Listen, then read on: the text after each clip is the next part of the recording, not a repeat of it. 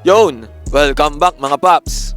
Sabi ng iba, isign daw si Dwight Howard sa Lakers para daw may pamalit kay Anthony Davis sa depensa at kakayanin daw di umano ni Dwight Howard ang isang Nikola Jokic. Kesyo nagawa daw depensa ni Dwight Howard itong si Jokic at nalimitahan daw umano ang scoring nito kung kaya tinalo ng Lakers ang Denver Nuggets sa Western Conference Finals at nagawa pang mag-champion kontra Miami Heat noong sila ay nasa bubble.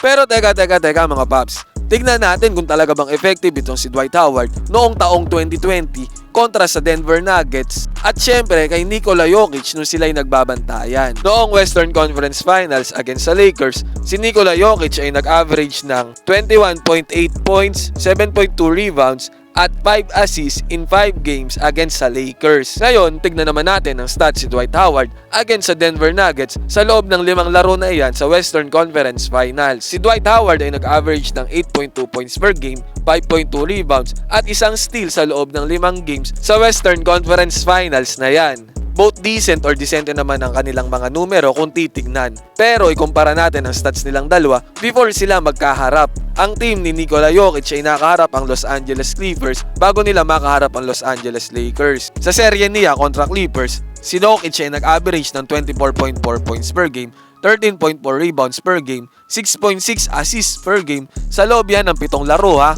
Di hamak na mas mataas ang mga numero na ito kumpara sa mga numero niya noong nakalaban niya ang Lakers. So, ibig sabihin ba na nadepensahan ng maayos ng Lakers itong si Nikola Jokic at malaking factor kaya si Dwight Howard sa isang successful defense na ito against sa MVP na si Jokic?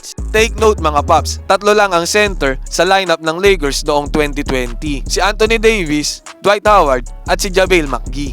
Sa loob ng 5 laro ay ito ang field goal percentage ni Jokic na mapapansin nating mababa. At ito naman ang kanyang plus-minus sa loob ng 5 laro. Grabe yung game 1 niya mga paps, minus 19. Ibig sabihin ay talagang naharang siya na maayos ng defense ng Lakers nung time na yan. Ito naman ang field goal percentage ni Dwight Howard sa loob ng 5 laro. Halos lahat ito ay above 60% at pawang matataas. Ito rin ang kanyang plus-minus averages at lahat ito ay halos plus na nagpapakita ng effective itong si Dwight Howard sa court against sa Denver Nuggets.